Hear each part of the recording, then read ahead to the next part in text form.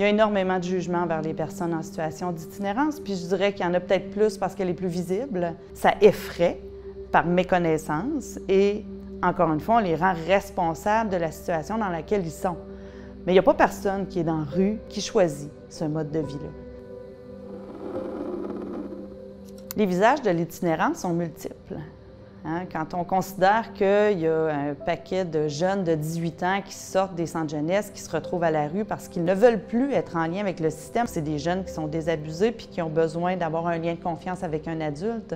Fait qu'il faut prendre le temps de les réapprocher. On a de plus en plus de personnes âgées qui se retrouvent en situation d'itinérance parce qu'ils ont perdu leur appartement, parce qu'ils ont eu des revers de santé physique, parce qu'ils ont eu un épisode de rénoviction. La crise du logement, ça n'a pas aidé personne et c'est pas parti pour en aider beaucoup non plus. Il y a des gens que je rencontre qui ont déjà été ingénieurs ou qui le sont toujours. Ce que les gens de la rue vivent, c'est la même chose que nous, mais avec encore plus de souffrance, encore plus de déséquilibre.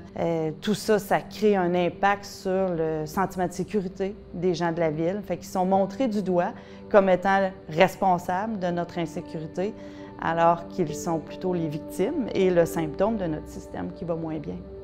À Prêche, on utilise plusieurs approches différentes. Le leitmotiv de cette organisation-là, c'est vraiment intervenir autrement. Pour ce faire, on va utiliser des approches psychocorporelles. Il y a de la massothérapie qui peut être offerte pour certaines personnes pour réapprendre un peu à vivre avec un contact humain. Il faut prendre le temps d'être en contact, d'être en lien. Puis une fois qu'on a ça, on peut faire des propositions. Tous nos collègues, en fait, ont pratiquement eu une formation sur l'approche sensible au trauma. Ça nous permet de prendre conscience de où on est nous-mêmes et de prendre soin de l'autre, dépendamment de ce qu'il a vécu lui-même dans son parcours de vie. C'est notre responsabilité à nous de s'adapter aux personnes et non l'inverse. Les organismes communautaires tiennent une place primordiale dans ce qui se passe actuellement au niveau de l'itinérance. Primordial parce qu'ils sont aux premières loges. C'est la première ligne, la deuxième, la troisième. C'est le premier lien vers les personnes. C'est les portes ouvertes. C'est plusieurs organisations qui s'entraident entre elles pour être en mesure d'offrir le meilleur service. On pourrait imaginer une situation où une dame vit une situation d'itinérance, elle est suivie par le PIPQ. Heureusement, cette dame-là a été capable d'avoir des soins de santé grâce à Spot. Donc, on sait qu'au niveau de la santé physique, santé mentale, c'est couvert.